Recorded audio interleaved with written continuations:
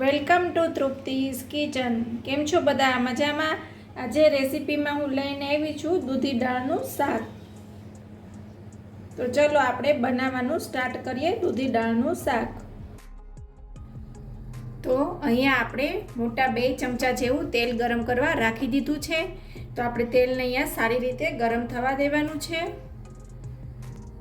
તો તેલ છે એ સારી રીતે ગરમ થઈ ગયું છે. તો આપણે એમાં રાઈ એડ કરશું. ત્યારબાદ આખું જીરું છે એ એડ કરશું. ત્યારબાદ એક તમાલપત્ર છે એ લેવાનું છે. ચપટીક હિંગ નાખશું.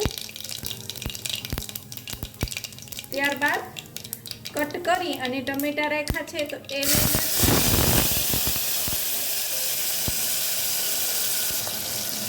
અને સારી રીતે આપણે અહીંયા એને મિક્સ કરી લઈશું.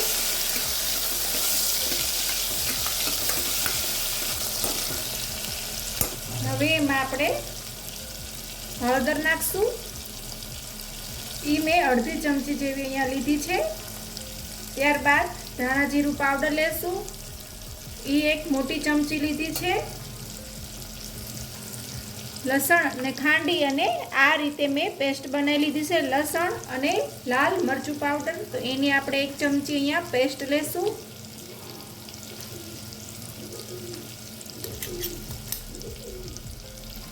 ને બધા મસાલાને સારી રીતે આપણે આ તેલની સાથે ચડવા દેશું.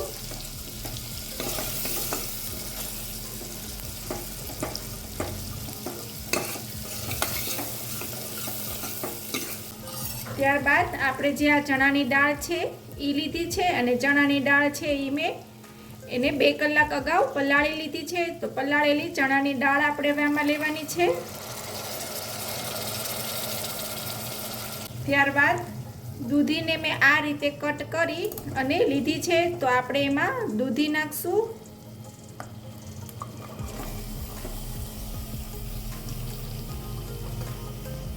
દૂધી દાળનું શાક ખૂબ જ સરસ બને છે અને ગુજરાતીઓનો તો ફેમસ છે દૂધી દાળ. કેમ કે ગુજરાતી ઘરમાં તો દૂધી દાળનું શાક બનતું જ હોય છે. એટલે દરેક ગુજરાતીઓને તો ખબર જ હશે કે દૂધી દાળનું શાક કેવું બને છે એ. પણ જેને નથી ખબર એના માટે આ રેસીપી આપણે શેર કરી છે. તો સારી રીતે આપણે અહીંયા પહેલા એને મિક્સ કરી લેવાનું છે. ત્યારબાદ 1 ચમચી જેવી આપણે અહીંયા ખાંડ લેવાની છે. કેમ કે ગુજરાતીઓના ઘરમાં શાકમાં થોડી ઘણી ખાંડનો ઉપયોગ તો થતો જ હોય છે અને ખાવામાં પણ ખૂબ જ સરસ બને છે થોડી એવી ખાંડ નાખવાથી. ત્યારબાદ એમાં આપણે નમક લેશું. નમક તમે તમારા ટેસ્ટને અકોર્ડિંગ અહીંયા લઈ શકો છો. અને હવે સારી રીતે આપણે અહીંયા દૂધી દાળના શાકને મિક્સ કરી લેશું.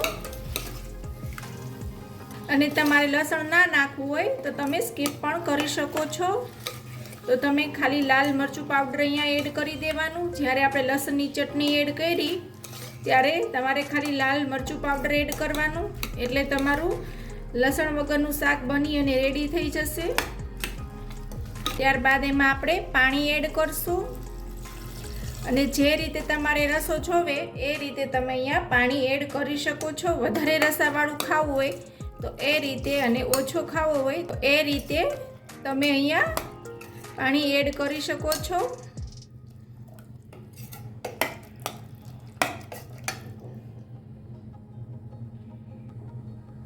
તો હવે અહીંયા આપણે કુકરનું ઢાંકણું જે છે એ બંધ કરી લઈએ. અને આપણે હવે એને 3 વિસલ માટે રહેવા દેવાની છે. 3 વિસલ થઈ જાય પછી આપણે ચેક કરી લેશું કે જે દૂધી દાળનું શાક છે એ બની અને રેડી છે કે નહીં. તો અહીંયા 3 વિસલ વાગી ચૂકી છે. તો આપણે અહીંયા ચેક કરી લઈએ કે દૂધી દાળનું શાક છે એ રેડી થઈ ગયું છે કે નહીં.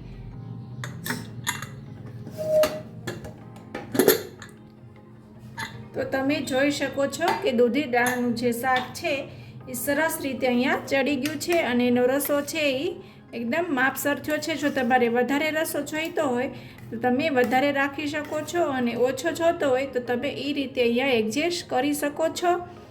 અને જે ચણાની દાળ છે એ પણ એકદમ સરસ ચડી ગઈ છે. તમે જોઈ શકો છો કે જે આપણી આ ચણાની દાળ છે એ એકદમ સરસ ચડી અને તૈયાર થઈ ગઈ છે. તો બની અને રેડી છે આપણું દૂધી દાળનું શાક. તો તમે જોઈ શકો છો કે અહીંયા એને મેં સર્વિંગ બાઉલમાં સર્વ કરી લીધું છે. તો મળીએ વધુ એક વિડીયો સાથે. ત્યાં સુધી આવજો બધા.